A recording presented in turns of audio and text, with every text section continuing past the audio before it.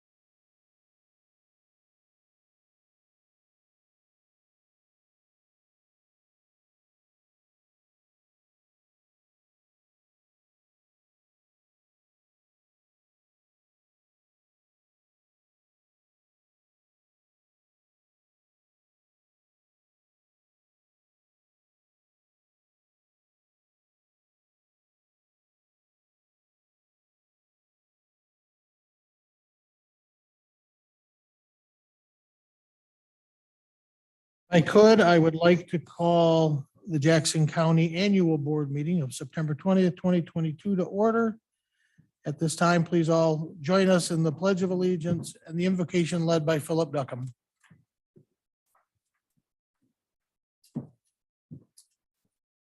I pledge allegiance to the flag of the United States of America and to the republic for which it stands, one nation under God, indivisible, with liberty and justice for all.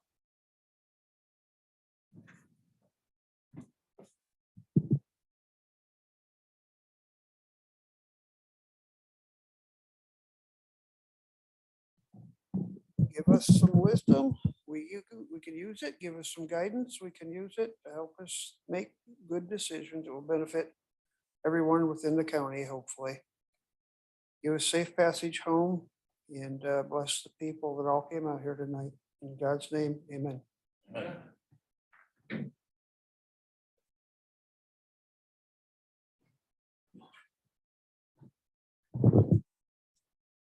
Madam Clerk, could you please call the roll? Yes, Mr. Chair. Commissioner Bear, Present. Commissioner Walls, Commissioner Kennedy, Here. Commissioner Duckham, Commissioner Pileski, Here. Commissioner Alexander, Present. Commissioner Williams, Present. Commissioner Snell, Chairman Shotwell, Here. all present. Thank you. Entertain a motion to approve the agenda. We have a motion and support. Any deletions or additions? Corrections? Hearing none. All in favor, please say aye. Those opposed, same sign. Agenda has carried. We have no awards and recognition. Any communications and petitions, please present them to the clerk at this time. We have no special order or public hearings. We've arrived at the first opportunity for public comment. Public comment guidelines, each individual will state their name. You have 3 minutes to address the board, and you may only address the board once under this public comment opportunity and may not yield your time to others. Board members will not debate or answer questions at this time. We are open the floor to public comment. Mr. Chairman, Please step to the microphone, sir. before we start, may I please correct the flags according to the U.S. Flag Code? Sure.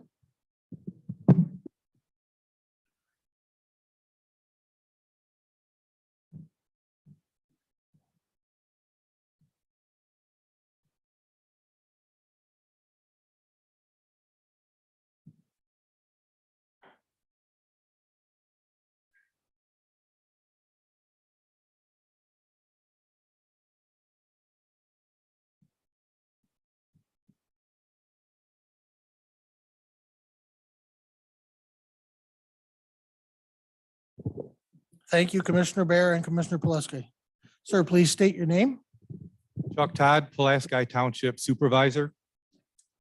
I'm here on behalf of the rest of my board, which consists of 4 other members that give me the go-ahead to come here tonight to address the Jackson County Commissioners.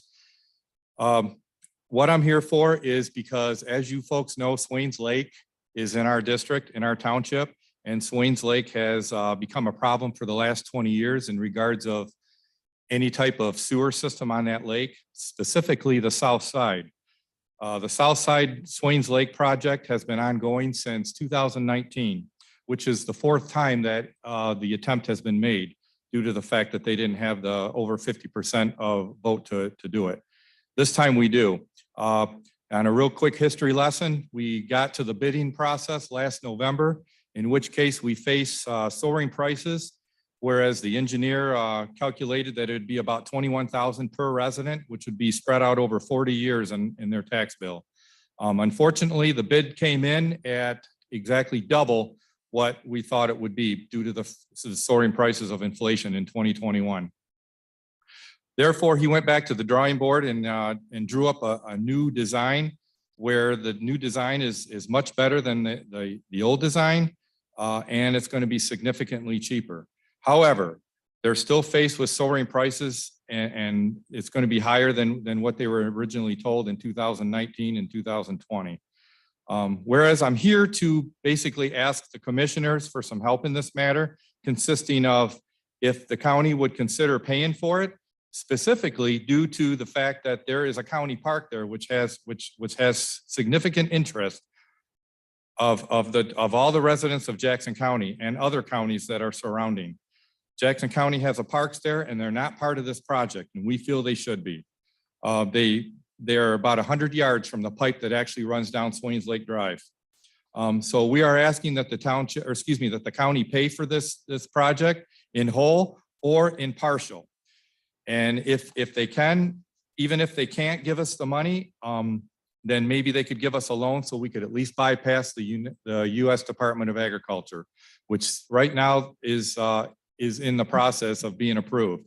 However, we can't get this money approved until all easements are signed, which I've got about 80% of them at this time.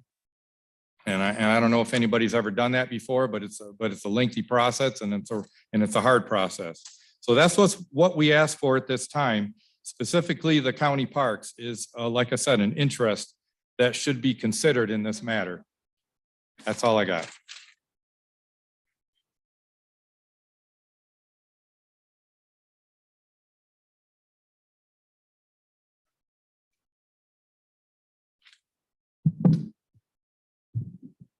Good evening, County Commissioners. It's nice to see you all again. I decided to speak with you tonight so we could touch base on a few things.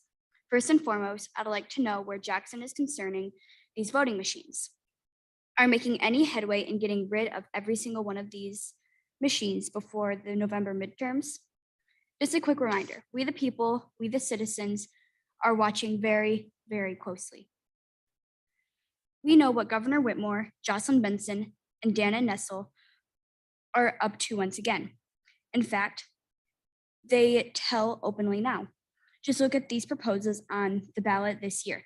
No voter ID, mail-in ballots with no oversight, and only the Secretary of State, Jocelyn Benson, has the right and authority to conduct audits. We the people see the writing in the sand, and we will not stand on the sidelines and watch tyranny take over. This is a battle between good and evil. And as a proud conservative Christian child, I know what side of history I'm on, and it's not the one who has been brainwashed. We have a serious crisis happening on so many fronts, and we have a serious lack of leadership. I'm praying you will rise above this evil and the coup taking place in our country by denying funding from Governor Whitmore or any private third-party company or business who has any interest in keeping these machines. We want one-day voting, voter ID, and paper ballots. Thank you, commissioners, for your time this evening.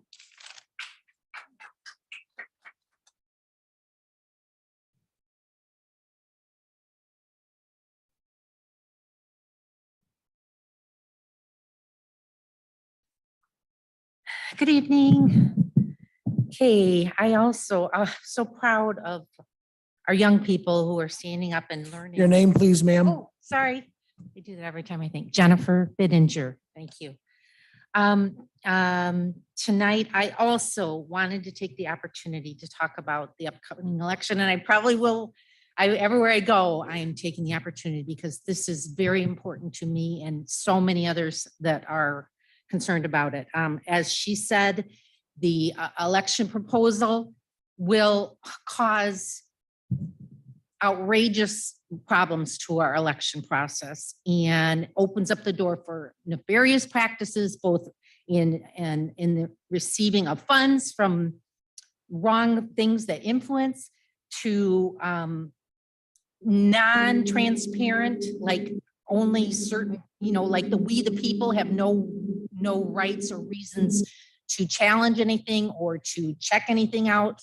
And also just the extreme ability to falsify, the votes. So we really need to vote no on that proposal. Also, the proposal for women's rights supposedly is so horrible. I wanted to read this, and I have access if you want. We have many pamphlets to distribute to actually educate the people. This abortion amendment repeals safety regulations for abortion facilities, even protecting non-doctors who botch abortions. So that's not protecting women. It repeals parental consent and a parent's rights to protect their children. Awful. It legalizes abortion through all 9 months for any reason, opposed by 80% of the Michiganders. If the danger of like they propose, if the danger of the mother is in jeopardy, the doctors are obligated to not only save the mother, but deliver and try to save the baby, not eliminate the baby in order to save the mother. That is a doctor's responsibility. It also enshrines unregulated and unrestricted abortion into our state constitution forever. This is an amendment to our constitution. This is totally wrong and nefarious and wicked, in my opinion. The amendment is confusing and full of contradictions, loopholes, and unintended consequences. So definitely, we need to tell everyone we know that this is no. Just say no on all of them. All the proposals are no and should not be voted on. And I appreciate the time to say that. Thank you.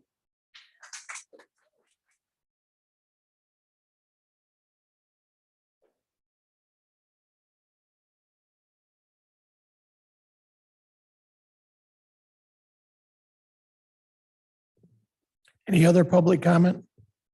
And please step up to the microphone and state your name. Hi, my name is Stacy Stoner, and I've listened through a couple of different presentations by our county sheriff about the deplorable conditions at the county jail and the one on Wesley Street. And I really don't think that township taxpayers should have to pay the millage that he's requesting, the total amount. I believe that I believe that the county has gotten some ARPA or COVID money, and I think they should do all they can to help. I mean, shouldn't wait until November to help because, that this is a liability. The jail is right now, the conditions there for both the inmates and for the workers there. So I'd like to see some of this COVID money go to the sheriff's department to help fix up what they've got, or even be put towards a new jail.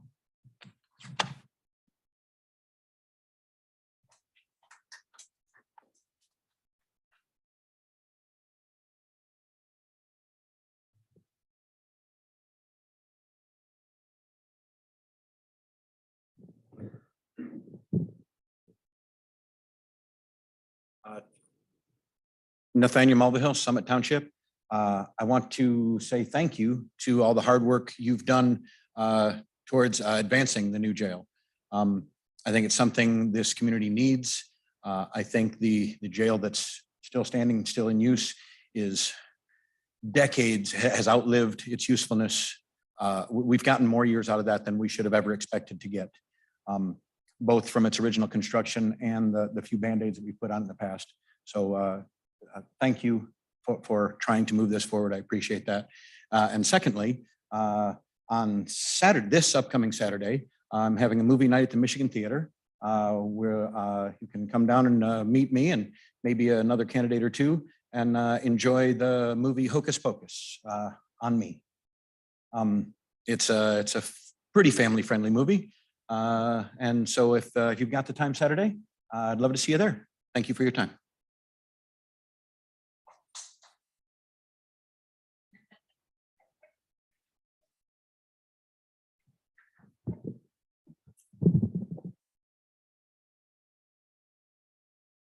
Good evening, I'm Ken Wyatt. Just thought it would be appropriate to mention that I'm here basically in support of our township supervisor, Chuck Todd back here, and quite a few of the other residents from the south side of the lake are also here. Just asking your consideration for the request that he's made. But also I want to take the opportunity, just as one who covered these meetings back in the 1970s, when basically the chairman's father was chairman, and a few other people who are long gone now were also active on the board. It was never appropriate for me as a reporter to do so back then. But may I just take the opportunity to thank you for so many wonderful quotes that you gave me over the years, and they're great stories. These were some of the wonderful years of my life as a journalist, and the county board was probably the one assignment I had that I truly enjoyed, getting to know the people, and so many of them became friends, as well as one of our friends here, and well, several of you are. Thank you very much. God bless you.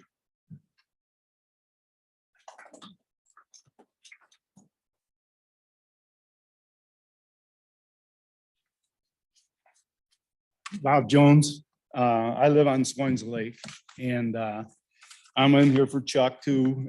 If you feel that you don't believe or have an idea of what's going on out there at the lake, come out there on a Tuesday or Saturday. I live on the northeast side, and every Tuesday and Saturday, I have a shoreline full of soap suds.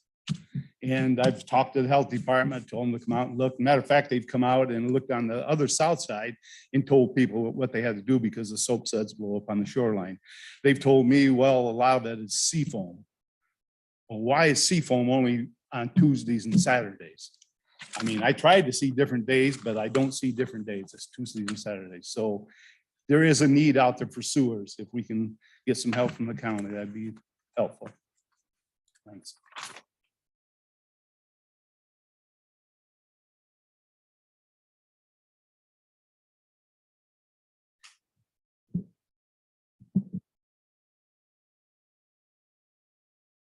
Hi, my name is Susan Ferguson, and I just have one more comment to say on the lake issue. We've owned our home out there since 1994. For years, we didn't have any problem, but it's gotten worse over the years. And at this point, our home is not, we cannot use it. We cannot live in it. We bought an RV, and we're staying in an RV across the road because our septic doesn't work. We don't have good drainage. I know there's several other people out there that are having a lot of issues. I don't know everyone if they're as to the point where we are, not being able to use our home. I know of one family, they have 2 children, and it's pretty bad that you have to decide whether you can take a shower that day or should you do a load of laundry that day. That the drainage has gotten so bad. So I just, I really wish that you go home tonight in the comfort of your home. And if every time you turn on your water or you flush your toilet, you take a drink of water, think of us out there. I mean, you don't have to be concerned with whether you can do a load of laundry or a shower. If you can wash your dishes, if you have to put them in a dishpan, your water, and take it outdoors and drain it, dump it out in the yard. So, every time you flush your toilet, wash your dishes, think of us out there, and please consider helping us with this situation. This has been ongoing for about 20 years. And it's just, it's the expense of it has gotten so out of control. It's an average person, a lot of retirees out there. And there's a lot of people that if you double the cost, it's gotten, just like anything else today's world, it's gotten so, it's unreachable, the cost of it. And I don't think one particular family can afford it. So we're looking for help financially. And if you would just please consider this, everybody at Swains Lake would thank you. Thank you for your time.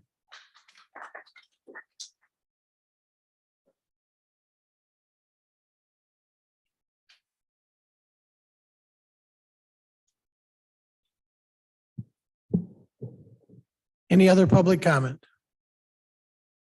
Any other public comment? Public comment is now closed. We have no special meetings of standing committees. We have arrived at approval of the minutes of the August 23rd, 2022 meeting. Entertain a motion.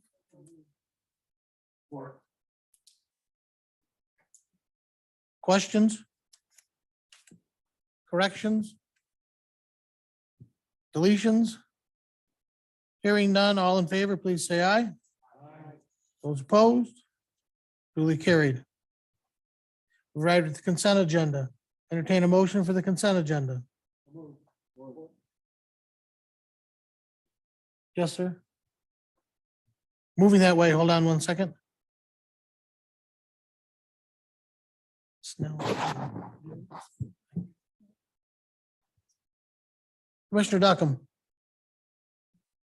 Thank you, Mr. Chair. I would like to pull item 9I for discussion, please.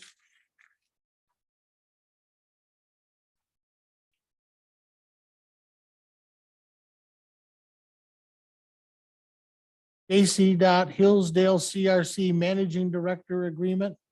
We'll move to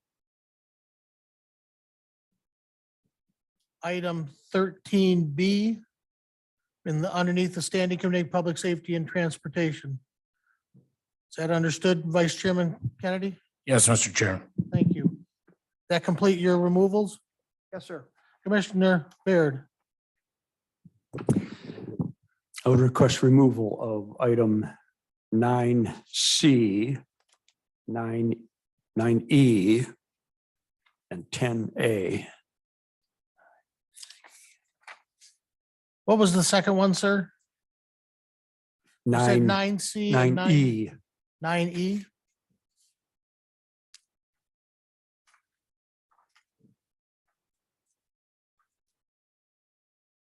Nine C, District Court Non-Attorney Magistrate, moving to Standing Committee, Public Safety and Transportation, 13C. Item 9E, MIDC Grant Contract for 2023 Public Defender's Office, moves to Standing Committee, Public Safety and Transportation, item 13D. Item 10. Which one did he have? 10A, is that correct? Correct. Becomes Standing Committee item, General Government. It will be your 14A, Commissioner Duckham. Yes, sir. Any other items for further discussion? Seeing none, Madam Clerk, could you post the vote?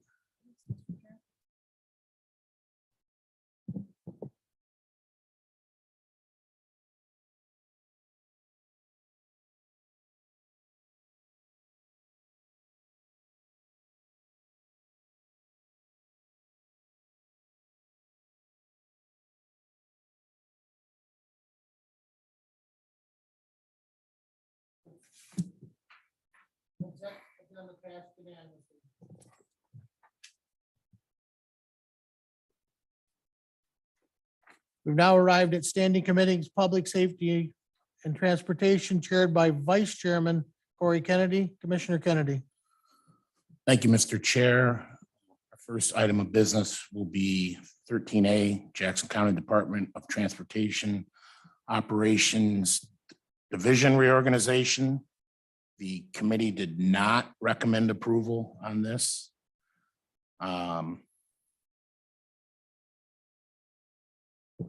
chair entertains a motion to pass this reorganization. We have a motion and we have support. Any discussion?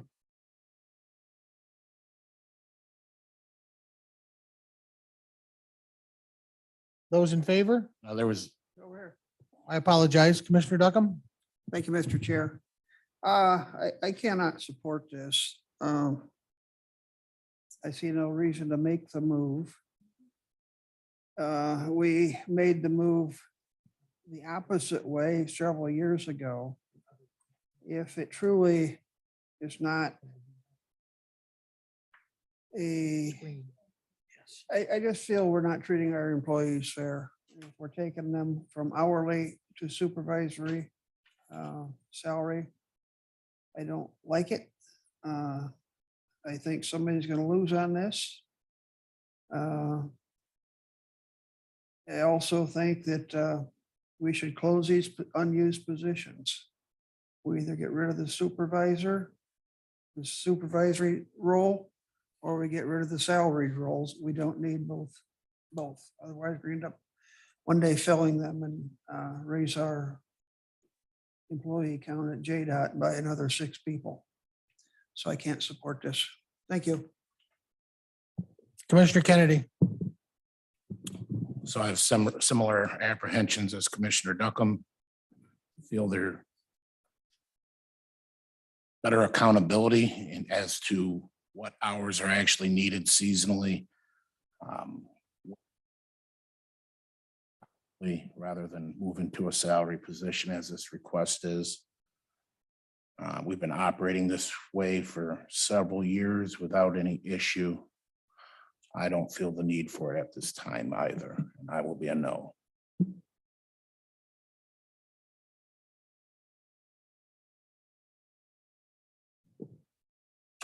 Any other commissioners? Start with Commissioner Williams and go to Commissioner Snell. Thank you, Mr. Chair. Just one quick question. Is there any financial, would we be paying more by doing the switch? I guess to better ask the question. Administrator? Actually, our calculations so that we'd be paying less, $30,000 to $40,000 less annually for the change. Thank you, Mr. Chair. Nothing further. Commissioner Snell? Yeah, is that number aggregative? So altogether, we'd save that kind of money.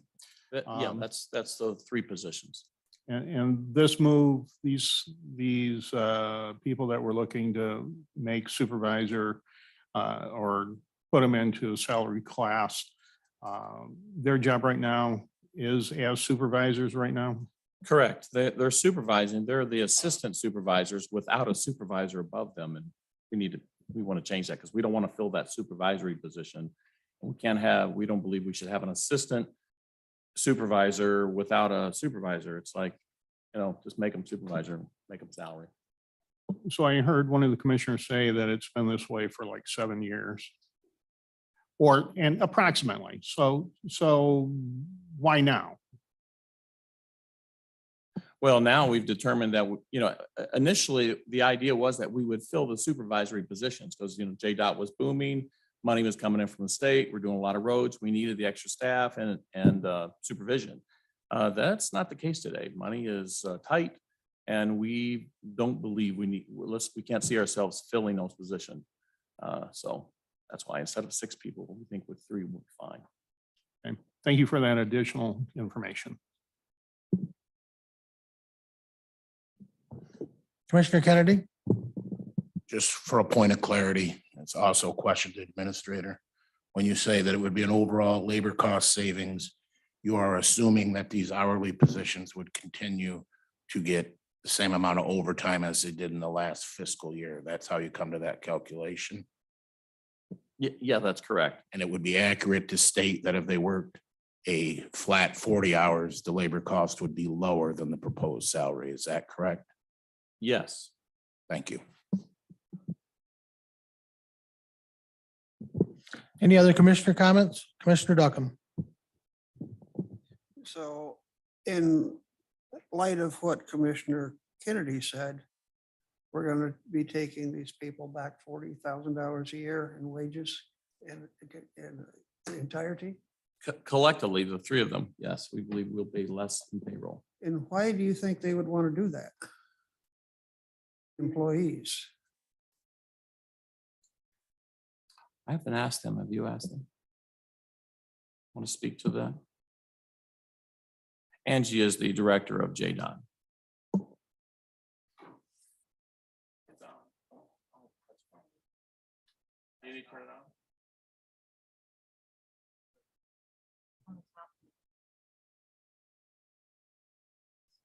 All right, can you hear me now? Yes. So yes, we did sit down and talk to the people that potentially would be affected by this. And the concerns are there as far as how things would operate. Because right now, to clarify, so these are the superintendents or assistant superintendents that during the winter, they get up at 2 a.m. and drive the roads to see if we need to call crews in early at 4 or 5. Right now, they do that and then they work until the shift's done with their crews because that's, they're the core business hours and they're called in early. They have the right to do that. As a salaried individual, what we talked with them about is that they would do that still, come in at 2 or 3 in the morning, but then they'd cut out at noon or 10, depending on the weather. There's times we're going to have a storm and they'll have to work later. They know that, but they have that flexibility. They were all open to it. The only concern, to be honest with you, is taking the calls on the weekends now, because they don't do that currently. It's our hourly people that take calls on the weekends, which is part of the concerns. It's against the Fair Labors Act because it's not core business hours. So does that answer the question? I can't remember who asked that. I fail to see why anybody would want to give up their share of $40,000. I'm not believing that. And secondly is we're gonna just put them on supervisory salary and leave them as assistant supervisors? No, they are doing the superintendent position. Then we're gonna make them supervisors. Yes, Then we will eliminate the 6 positions they just vacated correct. and we won't be Well, wanting to. eliminate, so what I did in the write-up, we're not filling them anytime soon. The only way we would come to you guys to fill them is if Lansing increased our funding and things were booming like they were 5 or 6 years ago when we set this staffing plan up, but Okay, so we would not fill them for a time. if we put these 6 on salary and make them supervisors, Mhm. you're saying that's the job they're doing. Mhm. You're agreeable that we eliminate the other position? We don't come back and try to fill it in 3 months or 6 Correct. months? 100% agree. Okay, thank you. And can I really quick, so the 30,000, it's not in one person's pocket. That's spread between them all. So some, it's only a $2,000, depending on what step they're at, 2,000 to 8,000. And in talking with them, as long as there's flexibility, they're going to get time with their family, and that's important to them. These guys put a lot of time in the winter to get to that amount that they're earning. We pride ourselves in having that flexibility. We can't give it to them currently in the position that they're in as an hourly employee. If their salary, we can give them that flexibility to have time with their family, to leave to go see sporting events. Right now, they can't in the winter. Well, I'm not trying to micromanage JDOT, but I surmise if they come at 2 in the morning, you could actually send them home at noon. Tell them, go home, your day is done, without having to put them on salary. You better hang on to these people, because anybody's willing to give up $5,000 just to make the operation work smoother, they're darn good employees, because I don't know many people do that. I agree. They Thank are you. good employees.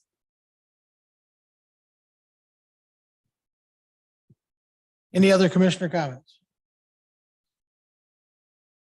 Madam Clerk, could you post the vote? Could you repeat the motion, please? Approve the reorganization of the Operations Division of JDOT by upgrading 6 positions as described in the staff report.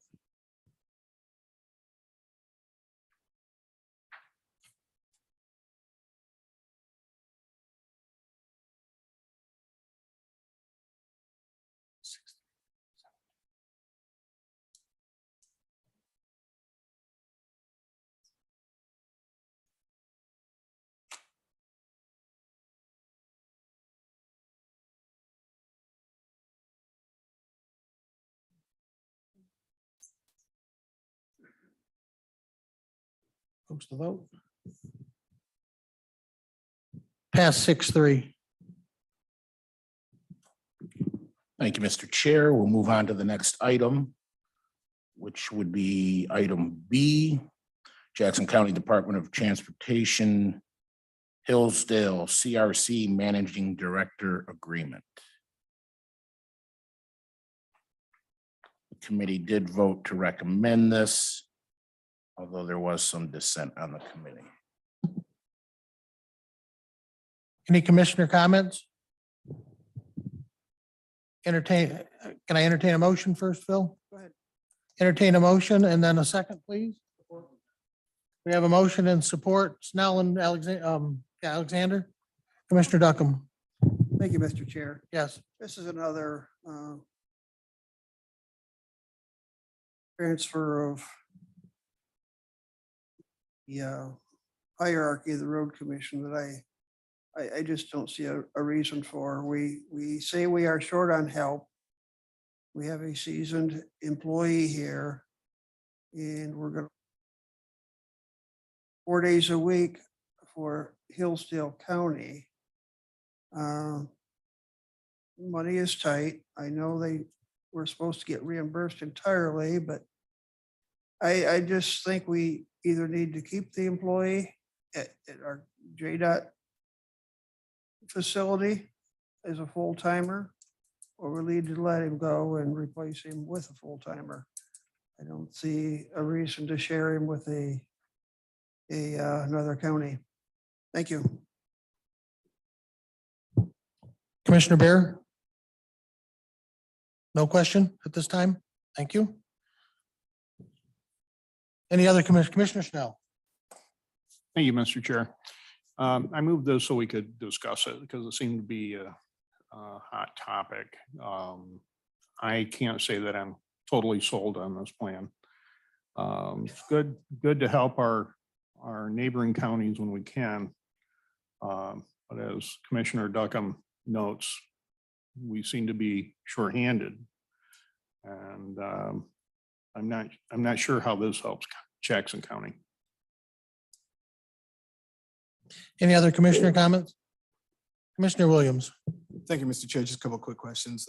Same as my last question. Is there any financial impact to the county, to Jackson County in this regard? The employee in question is one of our most senior employees. He has 2 years left. He plans to retire. He's in the drop. We would not only be doing a favor for Hillsdale by having a senior employee help them, they will be paying his full cost to that. So in the meantime, we are exporting the cost of one of our senior employees to Hillsdale. So yeah, we're gonna come out ahead on the deal. Okay, and my last question is the work of JC Dot, will they be affected by this in any way? No, we don't believe they will be adversely affected. We believe that will be good for us because we're going to have to replace this senior employee, and there's some training elements that we believe that he can assist because he's still going to work part-time for us and part-time for them. And hopefully the goal will be to transfer that knowledge, his knowledge, to the other employee in place. Thank you, Mr. Chair. Nothing further. Any other commissioner comments? The other side of this, I'm going to speak to it here. The other side of this is partnering with Hillsdale County allows us to work with them similar as we have in the past with Calhoun County on many shared labor agreements and contracts. It creates an organization of trust between the two organizations for shared services, joint purchasing, They have some equipment in the past that they've loaned to us. We'll become more fully aware of how we can assist them and they can assist us, and we can begin forming a regional purchasing corps here with Jackson, Calhoun, and Hillsdale counties. It's important dollar savings because as we heard under public comment, things are becoming exponentially more for us to do. And if we can buy more together with other people, we will save money for the taxpayers of Jackson going forward and create a much stronger and better overall urban road system and rural road system for Jackson, Hillsdale, and Calhoun counties. It's important that we're able to do this. We shared with Lenawee County. They helped us pave a road. And it was a short stretch of road, and we had them do it for us because it was easier than trying to spend time programming 2 years out when we could get at that section of road.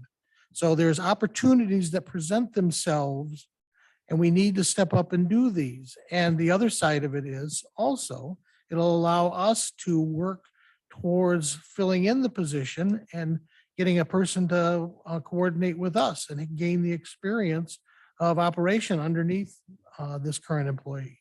So I think it's a wise decision, long-term for Jackson and short-term savings. So I'll be voting yes.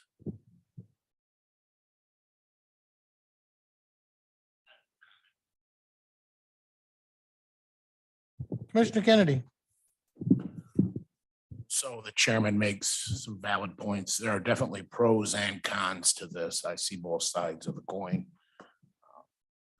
The major benefit to Hillsdale is they're gaining one of our most senior employees, and although he'll be retiring from here, we should really speak frankly, I believe, as to what's really happening. He's going to go down there and eventually run their road department. So that's what's going on. And is that a good thing for Jackson County? Well, as the administrator pointed out, from a financial standpoint, yes, it is in the short term. They are essentially going to be paying his fringes included and the wages.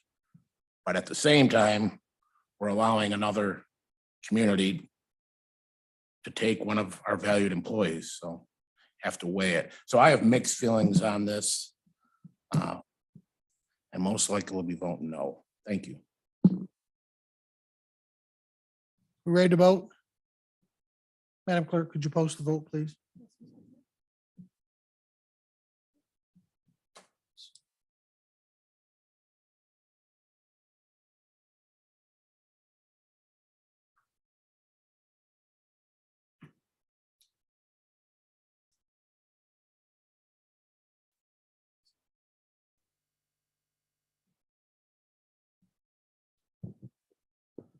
Item passed 6-3. Commissioner Kennedy. Thank you, Mr. Chair. We'll move right along to item C, District Court Non-Attorney Magistrate. Committee recommended approval. Entertain a motion. Support. We have a motion and support. Any questions or comments? Commissioner Bear. Thank you, Mr. Chairman. This was presented to us twice before, and twice before I asked to be given a copy of the specific duties of this position. I've been ignored. I have not been given that document to say exactly what these duties are. So I'm going to vote no.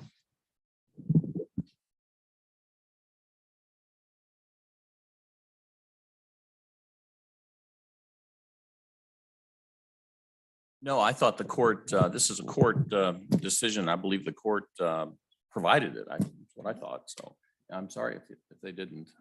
But yeah, the court, the chief judge has made the recommendation. And it's up to this body to decide whether or not you'll approve. Any further questions? Madam Clerk, could you post the vote?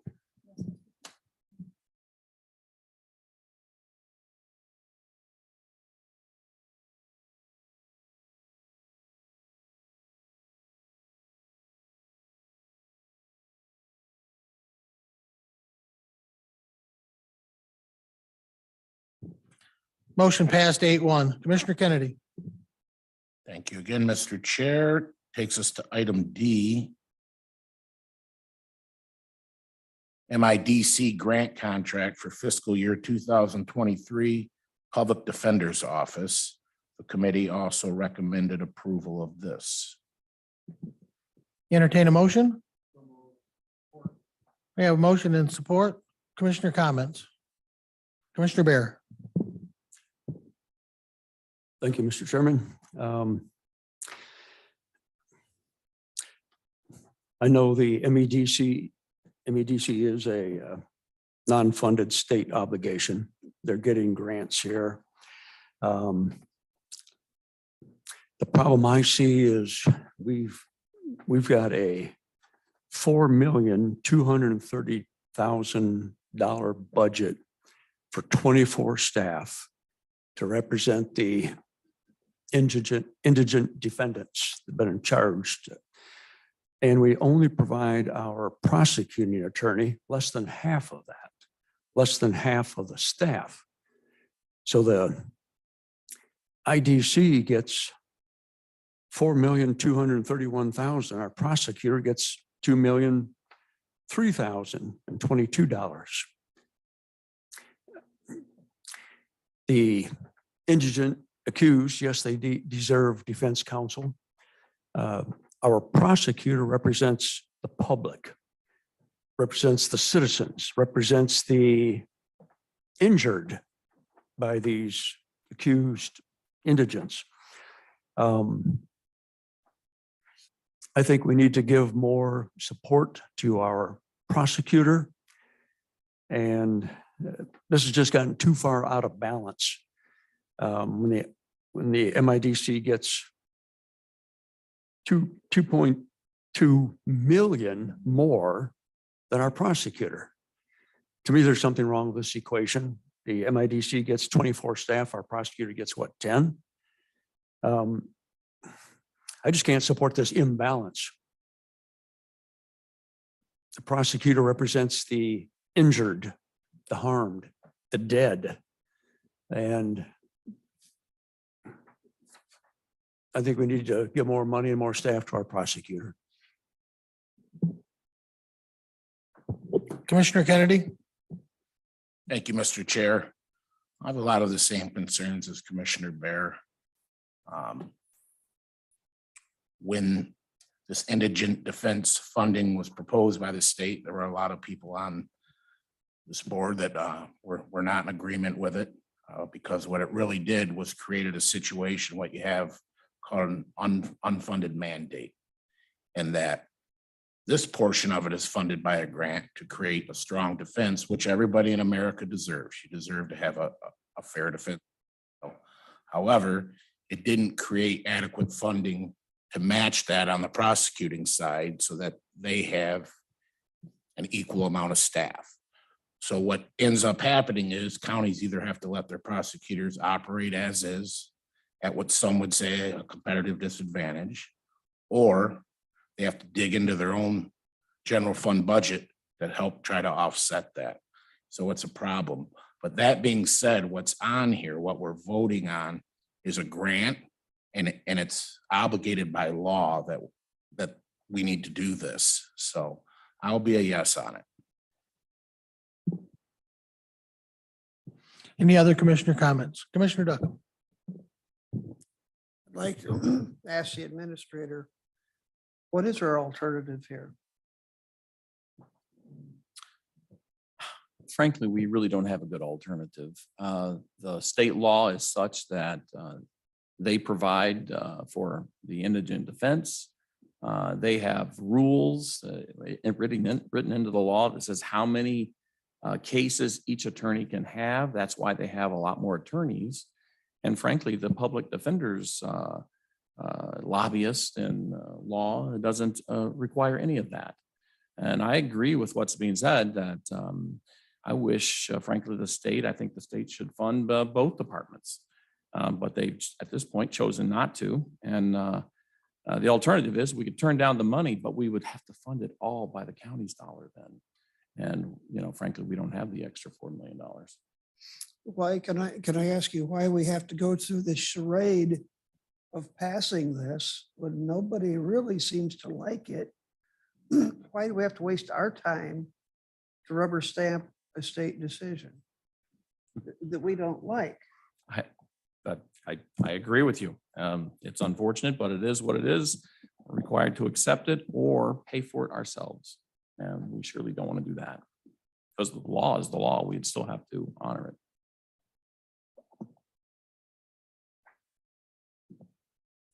Well, it's turning out like I predicted it would 3 years ago. Is this, the scales of justice are out of balance. They're favoring the lawbreaker. And the only way it can be corrected is let the taxpayers step up and pay more for the prosecutor so we can make the scales of justice balance out again. It's just crazy. It's all it does is drive up the cost of the court system. Thank you. Commissioner Bear? The IDC defends only the indigent accused. The prosecuting attorney must prosecute the indigent accused and has to prosecute the accused that have more resources and can hire their own attorneys. So the way I see it, the prosecutor is actually having to prosecute more persons than the MIDC has to defend. Thank you. Any further commissioner comments? Mr. Chair. Commissioner Williams? Just very briefly, I just in some ways do agree with some of the comments that have been stated before. As a commissioner that does support the MDIC, I do think that we have a responsibility to be sure that not just the MDIC, but also our prosecutor's office has the resources it needs to rightly defend or to prosecute where needed. So if there are ways where we can continue to support his office financially, I would strongly encourage us to continue to do that and even go a step further if that's in form of a resolution or whatever the case may be. I'd like for us to continue to do such. Thank you, Mr. Chair. Nothing further. Any other commissioner comments? Any other commissioner comments? I'll remind commissioners that we notified the prosecutor that we would go forward, and upon him filling his staff completely, he currently has 1 vacancy. He had 2 at the time we challenged him with this, that at the first of the year, we would review this, and if there is a direct need for us to find the money, we will find the money within the budget to give him additional staff if that's what's truly needed. So we're not just turning a blind eye to the prosecutor and telling him to go fish. We're telling him that we need you to fully staff your office and we will support you completely. And we will continue dealing with the MIDC as best we have to with the scale in Lansing. Madam Clerk, could you post the vote?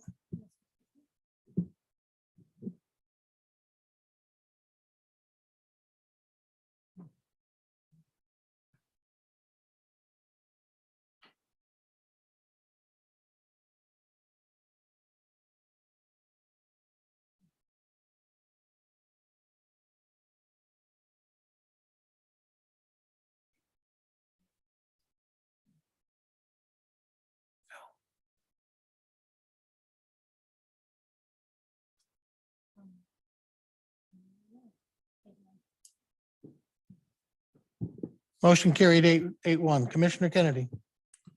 Thank you, Mr. Chair. That concludes business tonight for the Public Safety and Transportation Committee. Thank you. Standing Committee, General Government, chaired by Commissioner Phil Duckham. Commissioner Duckham. Thank you, Mr. Chair. We have 1 item of business tonight. That would be the Region 2 Jackson County Master Plan. I have a motion in support. Commissioner Bear. Thank you, Mr. Chairman. This master plan has a landmine in it that once it's stepped on, it's going to destroy our 4-H program. I've been asking for 8 years to get this landmine taken out of this plan.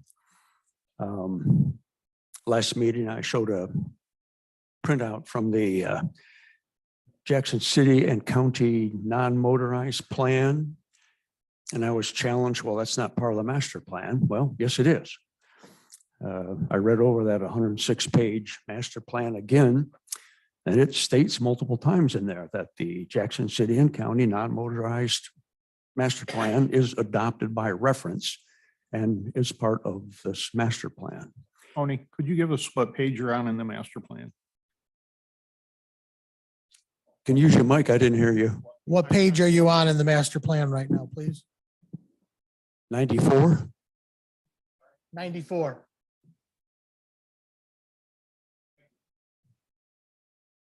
The map included in this master plan is not created in high enough resolution. You can't magnify it and see the trail going right through Keeley Park. That's why if you refer to the Jackson City and County non-motorized master plan, the map in that one, it is incorporated by reference into our master plan. That map has more detail. You can enlarge it greater and you can see what is in there. So the map included in this master plan we're voting on, the graphics are not very good. If you look to the city and county master plan, the graphics are much better. And it's easy to see how this is going to take away your 4-H program. I know we've got this coming up. I've been told that it's coming up. We can modify it. I plan to be involved in that effort. My conscience tells me until we accomplish modifying that plan and taking this landmine out of there, I can't support it. Commissioner Bear, doesn't that same master plan, the city county one that you're referring to, also show the creation of a new building system at the park that moves the Hippodome to a different location within the park? And doesn't it also show the creation of new barns and new other items that have to be done before you can do the trail? Does it not? I do not believe so. Yes, sir, it does. In these steps, Correct. And did you master not? plan shows, Did you not serve on a committee, an ad hoc committee of the park that modified the priority of that master plan to put in place the buildings getting done before the trail was even considered? So you've modified the plan now twice. I've what? You've been involved in modifying the plan now twice. We've attempted to do what you've asked to do by prioritizing the different projects within Keeley Park and making sure they're being done in order to make sure the 4-H program still exists and has brand new buildings and a brand new Hippodome and a brand new area north and west of the trail before anything would be demoed. So then effectively you've accomplished your task. Now, also, have we not built a fence around Keeley Park?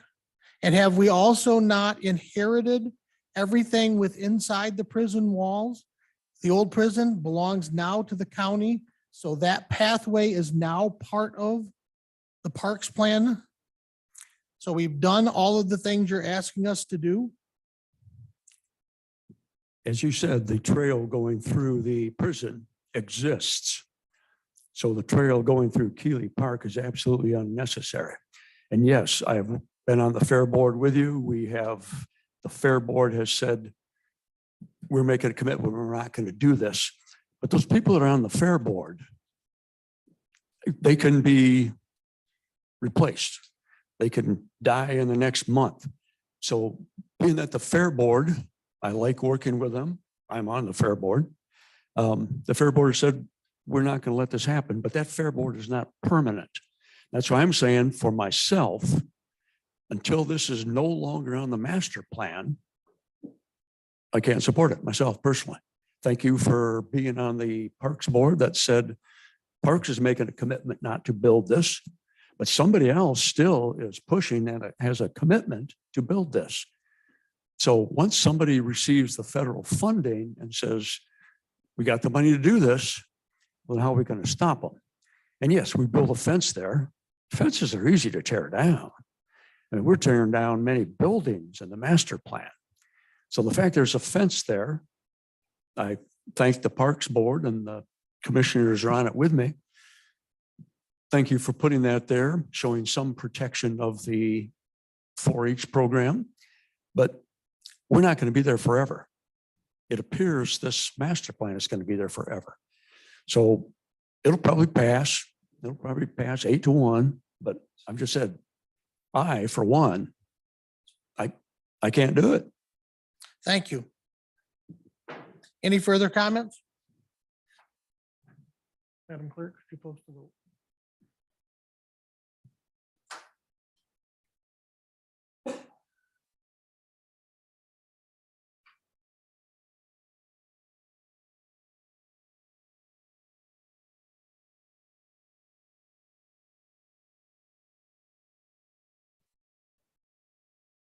Motion carried 8-1. Commissioner Duckham? That's all we have to do tonight, Mr. Chair. Thank you. Thank you. Standing Committee Human Services chaired by Commissioner Earl Pileski. Commissioner Pileski. Thank you, Mr. Chair. We have no items for action tonight. Thank you, sir. We've arrived at unfinished business. Region 2 resolution to adopt 2022 edition of the Jackson County Hazard Mitigation Plan. I need a motion, please. Support. Motion and support. Any questions or comments? Seeing or hearing none, all in favor? Aye. Those opposed? Thank you, sir, for attending. New business. New business, item 17, the 2023 budget for approval. Mr. Overton, is there anything you'd like to comment on? No, I believe it's pretty clear in the staff report, and we've talked about it numerous times. I would just ask the board for support and approval. Have a motion and support. Madam Clerk, could you call the roll? Oh, I apologize.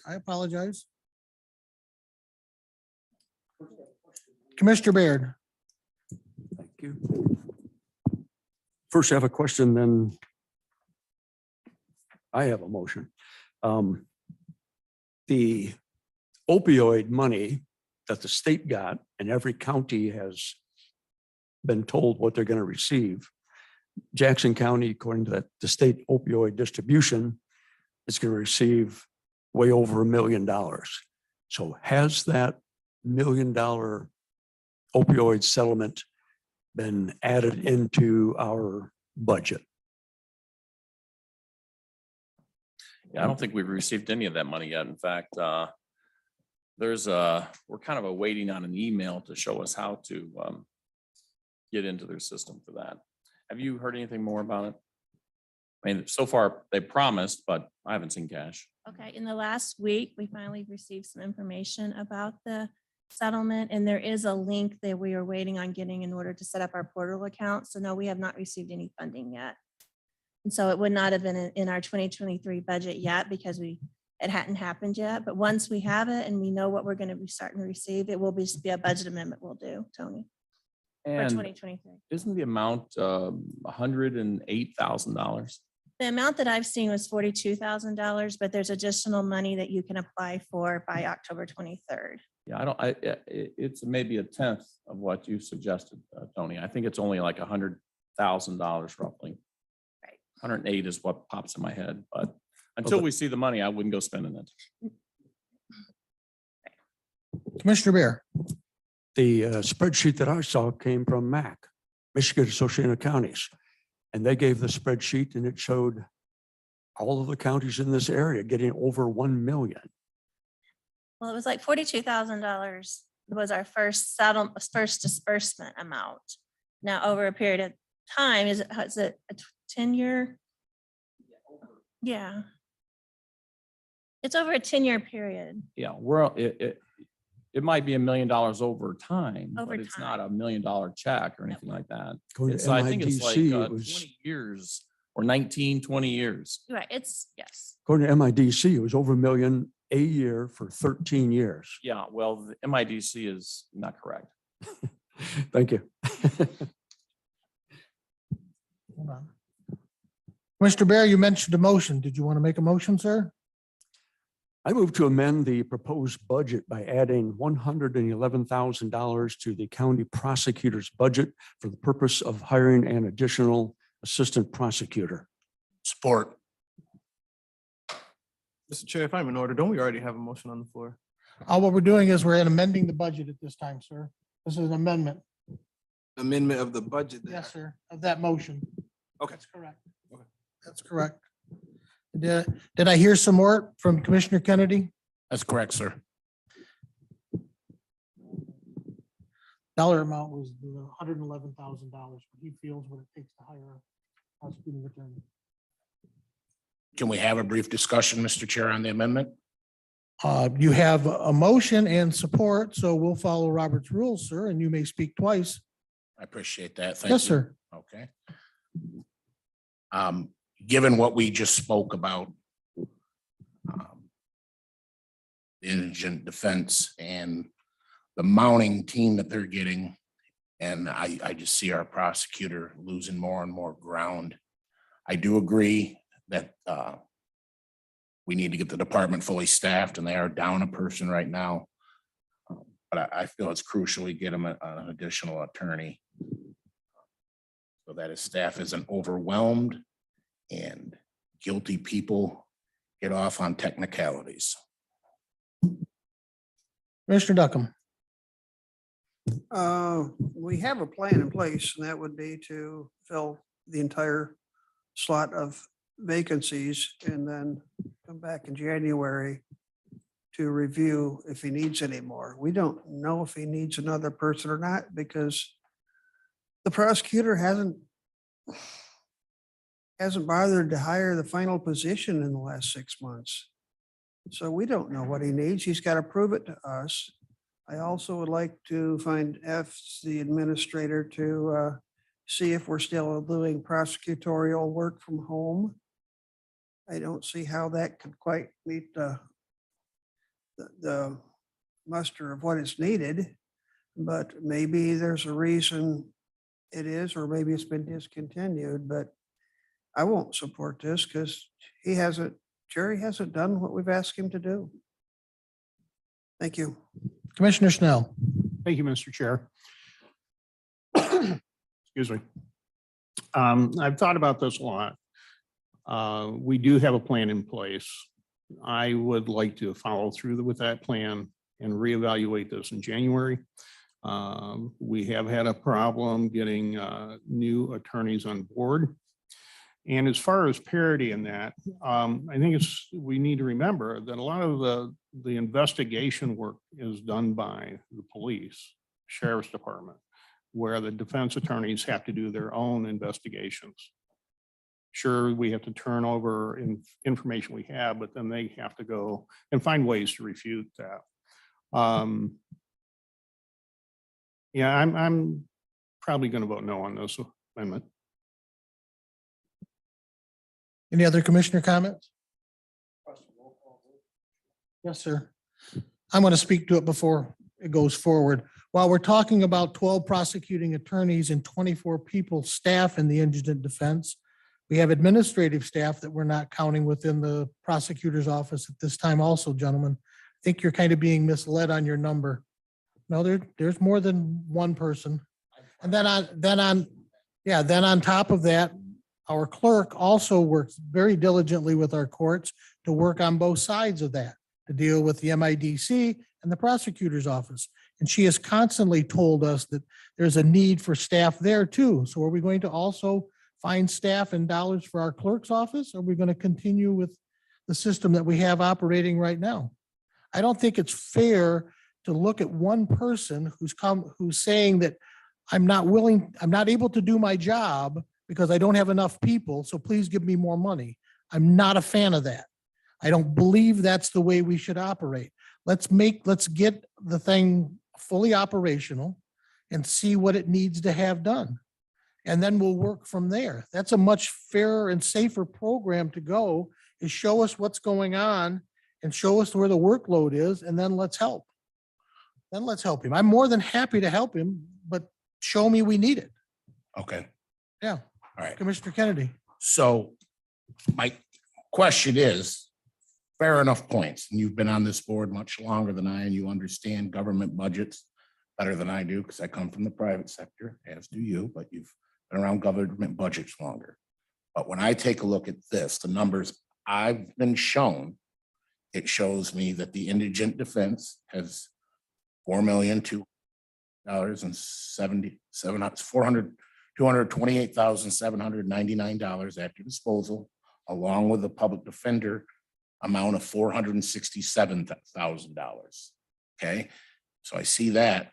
I see our prosecuting attorney budget actually declining from 22 to 23, a slight amount, only having $2,003,022. I don't see any there. I looked, I did not see anything that said prosecuting staffing. I didn't see that. Are you saying that's coming out of the clerk's budget directly? Is that why I'm not seeing it? No, what I'm saying, in addition to the prosecutor's office, the clerk's office is doing a lot of the work also for Yes. both sides of the agency. Yes. Okay, and they're short staff and they need help. Yep. Okay, but we only have, as we all know, we only have so much money. And the administrator's office will do what we ask him to do. Yep. Okay, but I'm just saying that we need to consider everything and let's work up the plan. And- Let's not step in the middle of it and say that, oh, no, that's not gonna work. Let's not call an audible. Well, Let's work the plan. I fully understand that, but we all know that the prosecutor has come to this board and has requested actually more than what we're offering in this amendment. Just to be fair, all 9 commissioners I were agree. I in a appreciate public that. meeting, Yep. heard from our prosecutor. I'm not denying that. And I've had conversations with him also Okay, about it. So no, there's no denying anything here. good enough. everything's- I'm just everything's saying, up front. our prosecutors come to us, he feels he has a problem. I do too. That's just, I don't believe money's the solution. money's And not then- always a solution. Organizational changes can Yeah, can happen. I agree. You don't look at a problem as a silver bullet solution. There's probably multiple things that need to happen. But anyways, I'm good with what we've discussed, and thank okay. you for We're the gonna debate. we're gonna vote on the amendment and we're gonna do it here. Yes, sir. Mr. Pulaski. Thanks, Mr. Chair, and I've listened to all the arguments here. I think to work the plan is the appropriate thing. But I do believe our prosecutor needs greater resources, and I'm inclined to support the amendment and appreciate all the discussion that has occurred. Thank you. Mr. Alexander. Thank you, Chairman. Obviously, there's a lot of different ways this can go, but I think the important thing here is, from what I've heard is, even if this passed and we allocated the additional money, the prosecutor is still not using the money that we have allocated. There's still an open position that if he wanted to hire somebody today and have one more person on his staff, he's got the option to do that without us taking action. Once he takes that step and has that position filled, I think after that, I would happily support this motion to give him another $120,000 to fill a next one. But as long as there is an unfilled position, I don't see any impetus for this board to make to make any changes other than following the plan. Thank you. You ready to vote?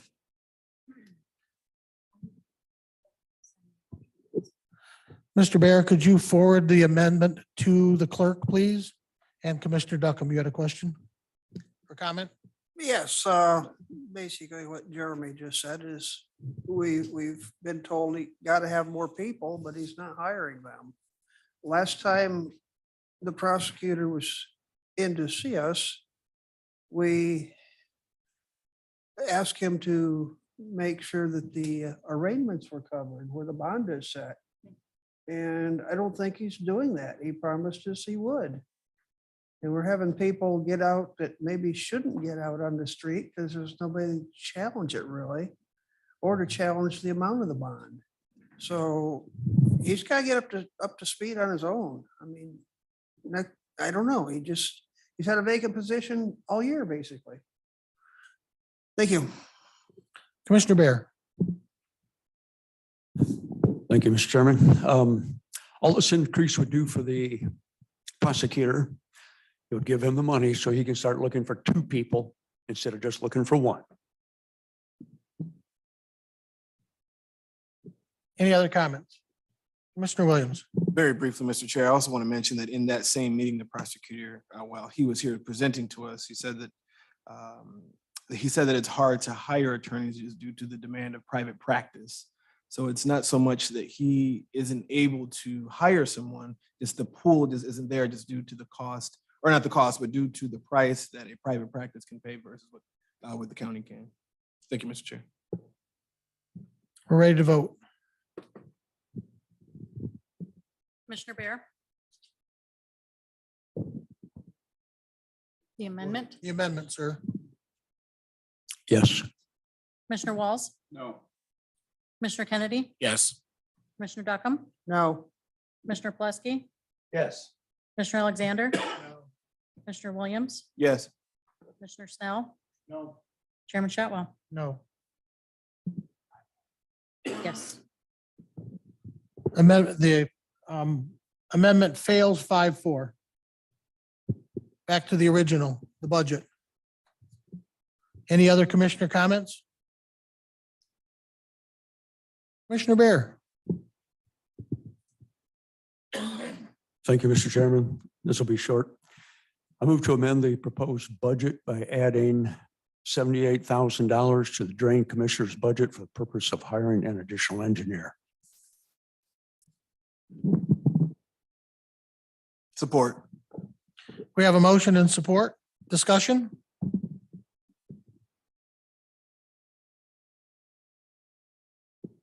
Any discussion? We'll call the vote. This is for the amendment.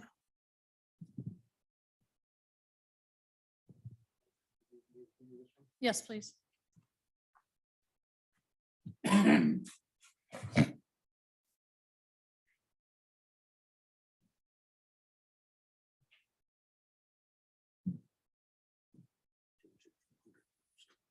Just 78? Yeah. Okay, perfect. Thank you. Commissioner Walls? Yes. Commissioner Kennedy? No. Commissioner Duckham? No. Commissioner Plesky? No. Commissioner Alexander? No. Commissioner Williams? Yes. Commissioner Snell? No. Commissioner Bear? Yes. Chairman Shotwell? No. 6-3. The amendment failed 6-3. We have a motion to move the question. It's not debatable. All in favor of moving the question? Those opposed? The motion is passed. We're moving forward on the budget.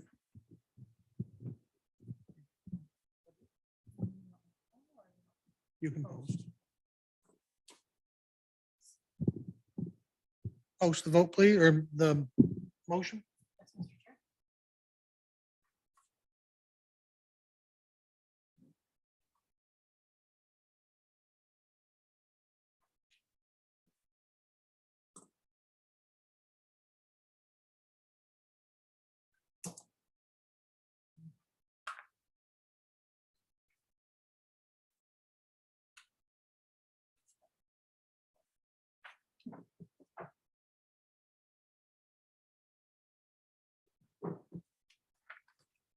Budget passed 8-1.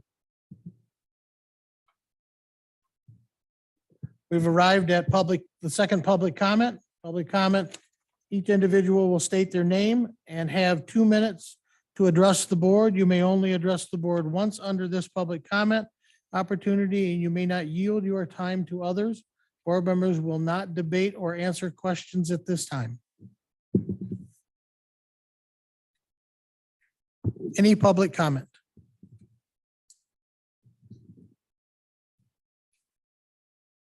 I realized that Nathaniel Mulvihill, I realized that I'd given a date, but not a time.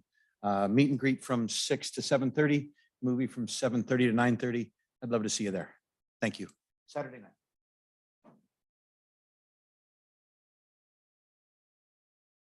Jennifer Bittinger. I also realized I left out a couple things.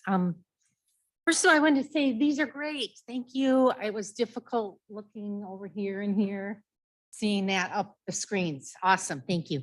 I wanted to say that the paid circulators for these two petitions, for these proposals, intentionally deceived the signers into signing without providing the truth about what they were proposing. Things like the election ones saying, oh yeah, this will bring a lot more, election, I can't even think of the word right now, but that was false. Okay. They deceived people into thinking, oh yeah, this will cause it to be a lot more secure. No, it's not. It's the opposite. And they deceived people, telling them all that was involved with the freedom, reproduction freedom proposal. Thinking, because I wanted to say, this is what I forgot, even if you have some concerns about justifying abortion procedures under certain conditions, some people just say, well, there's certain conditions that we want to have this available. Even if you have those concerns, this proposal is not the solution, okay? This is a permanent amendment to our state constitution. It's extreme and it's dangerous. Did I mention that it repeals parental consent and a parent's rights to protect their children?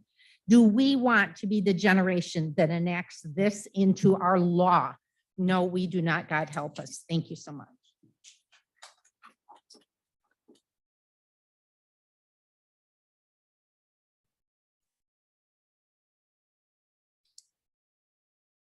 Susan again here, in case you forgot my name.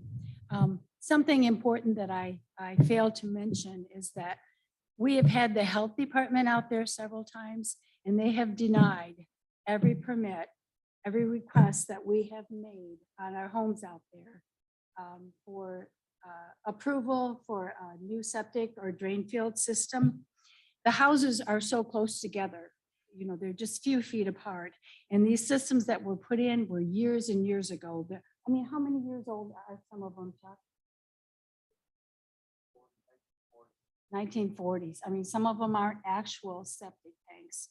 They're just things that were made and put in, and so they're not actual septic systems. So the perk test that they have done, you have to go down 3 feet without water in order to put a new system in. Well, there aren't any properties out there. We're floating on the water. And that's the reason that we need a septic system. Other lakes have them, and I guess Swains Lake, we're a little late in the game in this process. But our hands are tied because we can't get any permitting, or any improvements made. So in your quest for seeking, questions on this, you may check with the health department, Jason Bivens, Mr. Hudak, they're very aware of it. They were at our meeting here we had last night or yesterday afternoon, and they have more information on this.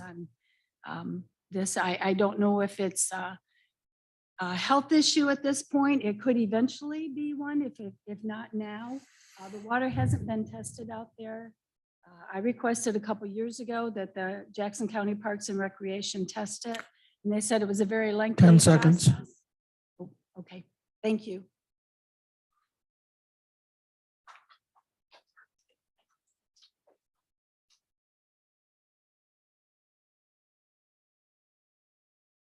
Any further public comment? Any further public comment? Hearing none. Commissioner comments? Any commissioner comments? Commissioner Bear? Thank you, Mr. Chairman. I guess I'd like to ask the administrator to clarify some numbers for me. In the administrator's weekly update last Friday, He stated we have 1,100 employees. Yet in the budget preparation, the PowerPoint that was provided to us, that said that we had 688.8 full-time employees. So No, those are FTEs. That's full-time equivalent employees. yes, I know what that Yeah. means. Okay. So I'm just Not, worried, not employees, but full equivalents. You could have. okay, how you do we have get two from, thirds. You could have a third, and a third, and come up with a full FTE to be billed against our budget. You could come up with a half and a 2/3 and end up with one that's greater than. So that's how you're going to end up with that 0.8. So that number is, and within the health department is where we have a lot of those, and within the road department. You have people that are either casual or they're part-time or they're doing partial work on one grant. So we bill that against it, like the WIC program, and then we bill them against the immunization program, and then we bill them against the M-Care program where they enter everybody into the computer system. So that's how you end up with halves and thirds and quarters of employees, sir. okay, so if you had 3 employees, each working 1/3, when you listed employees, you would have 3. But when you listed the full-time equivalents, you would have 1. Could, yes. Okay, I understand that. Thank you. Any other commissioner comments? Any other commissioner comments? Seeing none, entertain a motion. Oh, I apologize, sir. You need to get a little faster. I'm sorry about that. I appreciate the folks who have come out from Swains Lake and Pulaski Township tonight. Look forward to having discussions about the dilemma they find themselves in and what might be done to alleviate that without getting into any specifics. Appreciate the chance, Mr. Chair. Thank you. In accordance with MCL 15.268 collective bargaining agreement negotiations, I need a motion to go into closed session, please. We have a motion and support. Madam Clerk, could you call the roll? Mr. Chair. Commissioner Kennedy? Commissioner Duckham? Commissioner Pulaski? Yes. Commissioner Alexander? Yes. Commissioner Williams? Yes. Commissioner Snell? Commissioner Bear? Commissioner Walls? Chairman Shotwell? No. No? All right. If I might Thank you. make a quick announcement, like other meetings, my chickens are laying more eggs than I can eat. So if anybody would like a dozen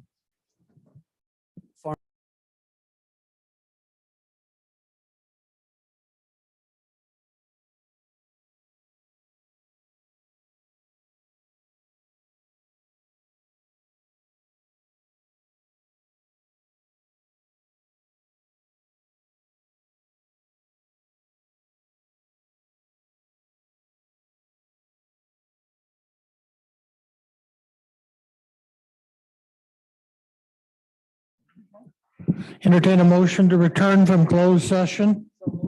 Support. Have a motion and support. All in favor?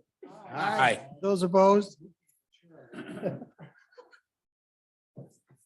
Mr. Chairman, I'd like to move to have a special meeting on 9/27/2022 at 7 PM concerning medical, dental, and vision insurance programs for 2023. We have a motion and support. Any questions or comments? All in favor? Aye. Those opposed? Duly carried. Entertain a motion to adjourn? Support? All in favor? Those opposed? Good. We are adjourned.